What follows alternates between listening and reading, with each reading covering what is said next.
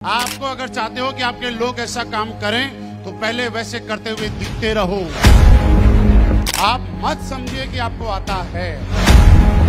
कोई बोलता है कि मैं बहुत मेहनत कर रहा हूं, चेक नहीं आ रहे, उसको बोलना बैठ मेरी बाइक के पीछे बता किसको प्लान देना। मैं आपको सच बताऊं, आपके डाउन में बहुत सारे ऐसे लोग हैं जिनको प्लान देना तक नहीं आता। लगातार प्लान कीजिएगा, अदरवाइज प्लान करना भूल जाओगे।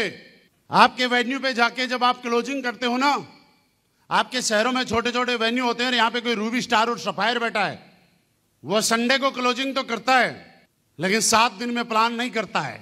आपको सबसे पहले लोग कभी वैसा नहीं करते जैसा आप करने के लिए बोलते हैं। लोग हमेशा वही करते हैं जैसा करते हुए मार्केट में आप दिखते हैं।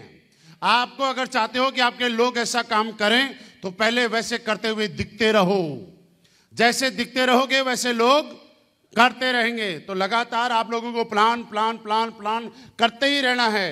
किसी भी लेवल पे आपको प्लान, किसी भी लेवल कुछ भी बनो, लेकिन प्लान आपका छूटना नहीं चाहिए। लेकिन प्लान भूल जाओगे अदरवाइज। और आज मैं आपको बताऊं, क्योंकि प्लान वक्त वक्त पे चेंज होता रहता है। चेंज नहीं होता, कुछ टेक्निकल चीजें बढ़ जाती है उसमें। जैसे पहले 7 प्रोडक्ट थे, बाद में 9 हुए, बाद में 10 हुए, फिर 19 हुए, फिर 50 हुए, फिर 90 हुए, फिर 100 हुए, फिर 80 हुए, फिर 120 हुए, 30 हुए, 40 हुए, बढ़ते ही जा रहे हैं ना। जब आप प्लान नहीं दोगे तो आपको थोड़ी पता है कि कितने प्रोडक्ट आ जाएंगे। आप जब आपकी प्रोडक्ट ट्रेडिंग फ्री की चलती है तो आप और आपकी टीम का हर लीडर उस ट्रेनिंग को ईमानदारी शिद्दत के साथ पूरी अटेंड किया करो। और आप उसमें बैठ के ये चेक किया करो कि आपकी टीम के कितने लोग उस ट्रेनिंग के अंदर कर रहे हैं।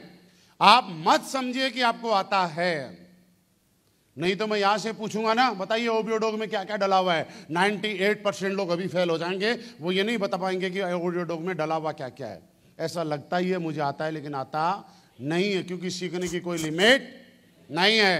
प्लान करते रहिएगा, फॉलोअप पे लगातार जाइएगा। आपकी टीम में अगर कोई भी कमजोर पड़ रहा है, कहीं भी आपकी टीम में जिसका भी प्लान कमजोर है और जिसका भी चेक कमजोर है, आप उसके साथ उसको बुला के बाइक पे जाइएगा, कोई फर्क नहीं पड़ता है। और कोई बोलता है कि मैं बहुत मेहनत कर रहा हूं, चेक नहीं आ रहे, उसको बोलना बैठ मेरी बाइक के पीछे बता किसको प्लान देना है। और मैं आपको एक चीज और बताऊं, जब किसी के साथ जाके आप किसी को ये बोलोगे कि तू प्लान दे और आप वहीं बैठे रहोगे तो आपको पता चलेगा प्रॉब्लम कहां है। मैं आपको सच बताऊं, आपके डाउन में बहुत सारे ऐसे लोग हैं जिनको प्लान देना तक नहीं आता है। लेकिन आपको पता क्यों नहीं है? पता है, क्योंकि यहां पे बैठा हुआ हर आदमी फॉलोअप करने के लिए जाता है। आप लोग प्लान देने के लिए जाते हैं या फॉलोअप करने के लिए? बताओ। आए मेरे पास, महिपाल सर एक बंदा है, कई बार समझा रहा हूं, मिल नहीं रहा, आप चलो मेरे साथ फॉलोअप करने। मैं गया फॉलोअप करने और मैं फॉलोअप पे समझा रहा हूं, आईडी के पैसे ही नहीं दे रहा। अब मुझे क्या पता यार प्लान में इन्होंने क्या बताया है, क्योंकि सबसे बड़ी दिक्कत यह है कि डाउनलाइन अपलाइन के सामने कभी प्लान नहीं करता है। डाउनलाइन अपलाइन के सामने प्लान नहीं करता है।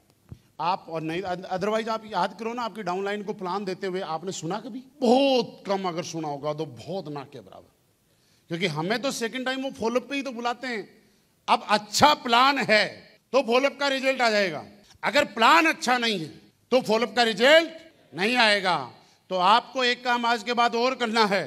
आपके डाउनलाइन में आपको लगता है कि ये बंदा बड़ा बन सकता है और कामयाब हो सकता है, उसके साथ बैठिएगा और बोलेगा नहीं तू प्लान दे, मैं सुन रहा हूं, प्लान दे, मैं सुन रहा हूं।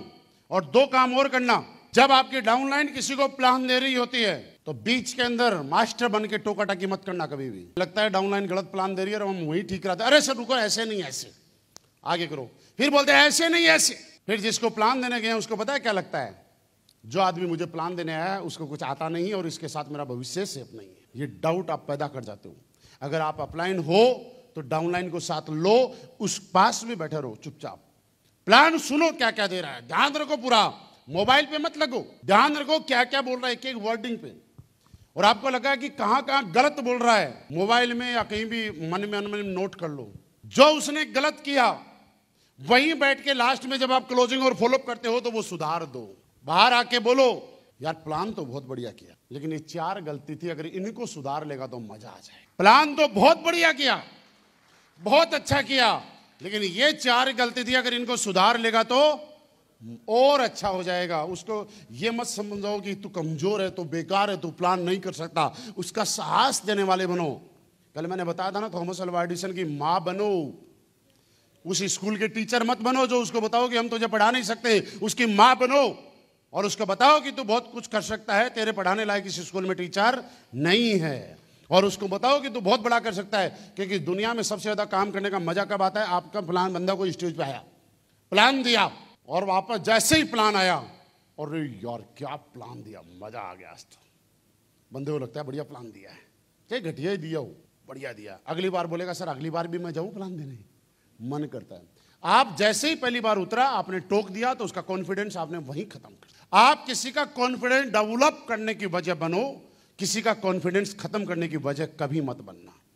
किसी का विश्वास डेवलप करने की वजह बनना, किसी का विश्वास खत्म करने की वजह कभी मत बनना। और इसके लिए आपको आज के बाद आपकी टीम में जिनको भी कामयाब होते देख रहा हूं, अगर मैं किसी को ज्वाइन कराऊंगा तो मेरा भी फर्ज ये बनता है कि मैं शुरू के 5 प्लान उसके साथ जाऊंगा, पास में बैठूंगा, उससे प्लान दिलवाऊंगा, सुनता रहूंगा, जिन जिन पॉइंट पे गलती करी बताऊंगा, दूसरा प्लान फिर उससे दिलाऊंगा, मैं बैठा रहूंगा, फिर गलती करी मैं ठीक करवाऊंगा, तीसरा प्लान फिर उससे दिलवाऊंगा, फिर गलती करी फिर ठीक करूंगा, चौथा प्लान दिलाऊंगा, 5वें प्लान के बाद गलती नहीं बचेगी, बाद में मेरे से अच्छा प्लानर वो तैयार हो जाएगा दोस्त। लेकिन पहले मुझे उसके साथ ये करना पड़ेगा।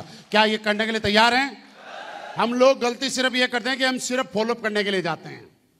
क्या करने जाते हैं मैं समझाता हूं। ये दीवार है, कई आपने दीवारों पे देखा होगा, कितनी ही बारिश हो जाए कभी सीलन नहीं आती है, और कई दीवारों पे हर साल पेंट करना पड़ता है, हर साल प्लस्तर करना पड़ता है, फिर भी सीलन आ जाती है। आप लोग प्लस्तर करने जाते हैं, लेकिन ये नहीं देखते कि उसकी दीवार कैसी बनी है, उसमें मसाला कैसा लगा है।